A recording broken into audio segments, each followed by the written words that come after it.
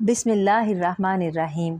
अस्सलामुअलैकुम। Welcome to AS novels इन। कैसे हैं आप सब? उम्मीद है खैरियत से होंगे। आज जो कहानी मैं आपके लिए लाई हूँ उसका नाम है हम हैं असीर ख्वाब। राइटर का नाम है नुज़हत जबीन ज़िया। तो चलिए शुरू करते हैं। जिस दिन सलीका फूफो घर में आ जाती, गोया एक हफ्ते के लिए कम से कम ऐना और हिबा की जिंदगी अजीरन हो जाती। साथ साथ फरजाना बेगम की भी वक्तन फवक्तन शामत आ जाती। नजमा मुन्नी, तू तो निरी बुद्धू की बुद्धू है, बहू ले आई मगर सास न बन सकी। लगता ही नहीं कि तू सास है, इतनी मुंह मरी और सीधी सादी। तोबा है, उफ। अम्मा ने सुबह सुबह क्या खबर सुना दी? हिबा ने ऐना को मुखातिब किया था। हाँ, मैंने भी सुना है। ऐना ने आटा गूंथते गूंथते सर उठाकर उसे देखा। कसम से पक्की पक्की फेसबुक वाली फूफो लगती हैं मुझे। हालांकि है तो खाला, हमेशा हिस्बे इख्तिलाफ में रहती हैं। हर एक से नाला, हर किसी पर तनकीद। हिबा की बात पर ऐना को हंसी आ गई। मजे की बात थी कि कहती 4 दिन का और डेरा कम से कम 8 दिन डाल लेती। ऊपर से फरमाइशें और अपनी बहू नाइमा के कसीदे सुना सुना कर ऐना की हर बात में, हर काम में कीड़े निकालती। आज भी हिबा सोकर उठी तो अम्मी ने उनके आने की खबर सुनाई। मतलब ये कि सलीका खाला की सलीका मंदी और नाइमा भाभी का नाइमा नामा एक बार फिर स्टार्ट होने वाला है। हिबा ने मुंह बनाकर बेजार लहजे में कहा, हुश, वो वाकई ऐसी हैं, इसलिए ऐसी बातें भी करती हैं। खबरदार जो उनके सामने मुंह बनाया। फरजाना बेगम ने हिबा को घुरका। अभी तो बना सकती हो ना मुंह, हिबा ने कहा और मुंह बनाकर कमरे से निकल गई। फरजाना बेगम बेवा खातून थी, गवर्नमेंट स्कूल से रिटायर्ड टीचर। शोहर भी सरकारी मुलाजिम थे। अभी बेटा समरान 14 साल का और बेटी हिबा 7 साल की थी कि शोहर का इंतकाल हो गया। फरजाना बेगम पढ़ी लिखी समझदार खातून थी। मुसीबत की इस घड़ी को एहसन तरीके से फेस करके जिंदगी गुजारी, मेहनत की। बच्चे भी ज़हीन और समझदार थे। उन्होंने भी कुदरत के इस फैसले को खुद पर मुसल्लत नहीं किया, बल्कि हालात का डट कर मुकाबला किया। दिल लगाकर पढ़ाई की। समरान ने MBA कर लिया तो उसको अच्छी जॉब मिल गई। हिबा जब मैट्रिक में थी, समरान की नौकरी भी हो गई। फरजाना बेगम की एक बड़ी बेवा बहन सलीका बेगम थी, जो हैदराबाद में मुकीम थी। उनका एक ही बेटा फैजान था, जो समरान से बड़ा था। सलीका बेगम तेज और मुंह फट खातून थी, लेकिन अपनी बहू की बेहद तारीफ करती। वो अक्सर हैदराबाद से कराची आ जाती और मुसीबत हो जाती। हिबा और समरान की बीवी ऐना की। समरान की नौकरी हुई तो फरजाना बेगम जल्द ही बहू भी ले आईं। ऐना सीधी सादी, पढ़ी लिखी और अच्छे घराने से ताल्लुक रखती थी। उसने नफ्सियात का मजबून पढ़ रखा था। घर में रवायती सास बहू या नंद भावज के झगड़े कभी नहीं हुए थे। नंद भावज में भी बहुत दोस्ती थी, जबकि ऐना सास को माँ की तरह इज्जत देती, उनका ख्याल रखती। घर का माहौल बहुत दोस्ताना और पुरसुकून था। लेकिन सलीका खाला की आमद से थोड़ी सी हलचल मच जाती। बहू का मैका भी घर के करीब था, इसलिए सलीका बेगम बेफिक्र होकर आ जाती। खसूसन ऐना उनकी तेज नजरों और तनकीद और अताब का शिकार हो जाती। वो हर बात में ऐना और नाइमा का मुवाजना करती और फिर फरजाना बेगम को एहसास दिलाती कि ऐना परफेक्ट बहू नहीं है। सबसे पहले तो उनकी नजर उसके सोने पर होती। अरे फरजाना, तुम्हारी बहू सोकर कब उठती है? सुबह उनकी नजरें बरामदे के तख्त पर बैठकर ऐना के कमरे के दरवाजे पर होती। आपा, फजर के वक्त उठ जाती है वो। नमाज वगैरह से फारिग होकर समरान को ऑफिस भेजकर फिर सो जाती है, इसलिए मैं नहीं जगाती। रात को भी जल्दी सोना नहीं होता, थक जाती है दिन भर के कामों में। फरजाना बेगम का जवाब सुनकर सलीका बेगम को पतंगे लग जाते। वाह बीबी वाह, ये भी तुमने खूब कही। ऐसा भी क्या कोलू चलाती है, धोबी घाट लगाती है या चक्कियां पीसती है कि थक कर निढाल हो जाती है? तुम जैसी सासें ही बहुओं को सर पर चढ़ा लेती हैं और फिर जब वो सीने पर मूंग दलने लगती हैं तब हाय वाय मचाती हो कि हाय रब्बा, मेरी बहू तो कामचोर है, निकट्टू और काहिल है। भला काम होता ही क्या है करने को? मेरी नाइमा को देख लो, वो भी तो इस दौर की बहू है, मगर माशाल्लाह सुबह फजर की अजान की आवाज के साथ जो जागती है तो समझो रात को ही बिस्तर पर जाकर लगती है। फजर की नमाज के बाद नाश्ता, झाड़ू, सफाई, दोपहर का खाना तैयार, फिरकी की तरह घूमती रहती है। मशीन भी कम कम लगाती है कि कपड़े साफ नहीं धुलते। मेरे घर में ढूंढने से भी एक मैला रुमाल नहीं मिलेगा। यूं रोज के रोज धोबी घाट लगाती है। घर देखो चम चम चमकता है, बावर्ची खाना देखो तो आंखें चमक जाएं। मिजाल है जो एक चमचा भी जूठा पड़ा रहता हो। मैं तो कहती हूँ अल्लाह ने छप्पड़ फाड़ कर नाइमा को मेरी झोली में डाला है। कसम से आजकल की सुस्त बहुओं से बिल्कुल अलग है मेरी नाइमा। ऐना को कमरे से निकलता देखकर सलीका खाला की आवाज के साथ बयान में भी तेजी आ जाती। सच्ची, कभी आकर तो देखना जरा मेरा घर, तुम कैसा कोहे नूर बनाकर रखती है मेरी बहू। आखिरी जुमला कहकर वो ऐना की तरफ देखती। आप आने का मौका ही कब देती हैं? हर माँ खुद ही आ जाती हैं हाजिरी लगाने। हिबा ने सरगोशी की तो ऐना को हंसी आ गई। क्या क्या कहा तुमने? वो हिबा की जानिब पलटी। खाला, मैं कह रही हूँ इंशाल्लाह हम भी कभी हैदराबाद आएंगे। फैजी भाई की शादी के बाद से गए ही नहीं। हिबा जल्दी से बात बदल लेती तो वो सर हिलाकर रह जाती। नाश्ते से फारिग होकर दोनों नंद भावज ने मिलकर लंच की तैयारी की। हालांकि सलीका खाला अक्सर आती मगर फरजाना बेगम उनका खास ख्याल रखती। उनकी पसंद नापसंद का, उनकी ज़रूरतों का बड़ी थी, इसलिए फरजाना बेगम उन्हें माँ का दर्जा देती थी। दोपहर में दस्तरख्वान लगा तो इत्तेफाक से समरान भी ऑफिस के काम से बाहर निकला तो लंच के लिए घर आ गया। कोफ्तों का सालन, कीमा मटर, यखनी पुलाव, रायता और सलाद देखकर खुश हो गया। अरे वाह, मज़ा आ गया आज तो। खाना खाकर समरान तारीफ किए बिना ना रह सका, जबकि सलीका बेगम चुपचाप खा रही थी। ये कोफ्तों का मसाला ग्लैंडर में पिसा है, उन्होंने चोपर की टांग तोड़ी। जी खाला, ऐना ने कहा। तभी तो मैं कहूँ ये कोफ्तों में लेस क्यों नहीं है, कैसे रूखे रूखे से हो रहे हैं। अरे भाई, मेरी नाइमा तो हर मसाला सिलबट्टे पर पीसती है। कसम से ऐसे चिकने और लेसदार कोफ्ते बनाती है कि ग्लू डालती होंगी मसाले में। हिबा ने शोशा छोड़ा। ऐना ने बमुश्किल हंसी रोकी। ईमान से कहती हूँ फरजाना, नाइमा मसाला ऐसे पीसती है कि मानो सुरमा आंखों में लगा लिया। आंखों में लगा लो सुरमे का क्या काम है। हिबा की रगे ज़राफत फिर फड़की। इस बार समरान भी मुस्कुरा दिया। अरे खाला, हमारी भाभी पर इतना जुल्म ना करे ना, आजकल तो मशीनें हैं, फिर क्यों थकाती हैं बेचारी कमजोर सी भावज को। समरान ने गाजर का टुकड़ा उठाकर मुंह में रखते हुए कहा। ए लो, कैसा जुल्म मियाँ, ये काम तो अजल से औरत की घुट्टी में पड़े हैं। मेहनत करना ही पहचान है। तुम लोग नए ज़माने के हो, हमसे पूछो कि औरत का क्या काम होता था। मैं जब शादी होकर हैदराबाद गई तो हमारे घर में 12 अफराद थे।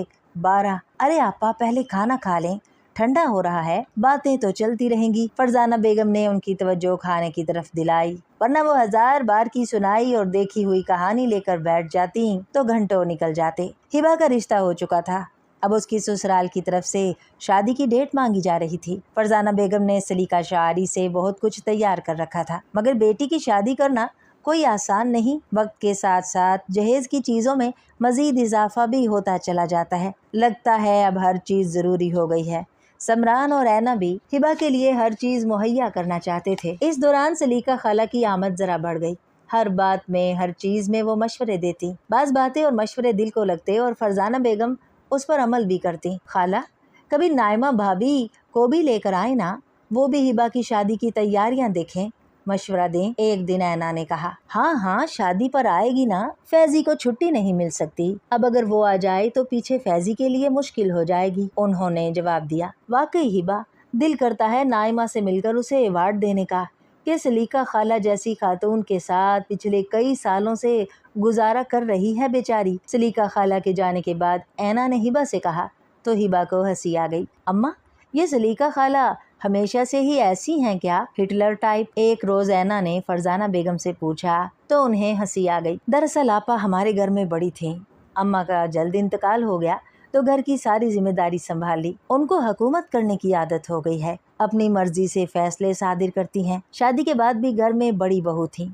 शोहर के जल्द इंतकाल के बाद मुकम्मल जिम्मेदारी उन्हीं पर आ गई। उन्होंने सब कुछ बेहतर तरीके से अंजाम दिया। उनके घर का कोना कोना चमकता रहता। सारे काम खुद करती, सिलाई, खाना पकाना, घर गृहस्थी, हर काम में परफेक्ट रही। बहू भी ऐसी ही मिली है, इसलिए वो हर किसी को अपने अंदाज से देखती हैं। उनको जिंदगी में जरा सी भी कमी बेशी पसंद नहीं। खाने पीने, सोने जागने, इबादत, हर चीज का वक्त टाइम टेबल के साथ जिंदगी गुजारी है आपा ने। रश्क आता है उनको देखकर। किसी मामले में समझौता करने की नौबत ना आई उनको, लेकिन इसके लिए उन्होंने खुद को भी पाबंद रखा। फरजाना बेगम कह रही थी और ऐना सुन रही थी। हाँ भाभी, ये बात तो है। अब तो काफी अरसा हुआ हम गए नहीं, मगर जब भी हम खाला के घर गए हैं उनके घर में एक तरीका ही देखा। साफ सुथरा फर्श, किचन ऐसा कि जैसा अभी अभी बर्तन खरीद कर लाई हूँ। सेहन ऐसा कि अपना आप देख लो, कपड़े इस्त्री, हत्ता के चादरें और तौलिए भी खाला इस्त्री करके रखती हैं। इतनी सफाई, इतनी परफेक्शन हमने कहीं नहीं देखी। हिबा ने भी माँ की बात की तायद की तो ऐना सर हिलाकर रह गई।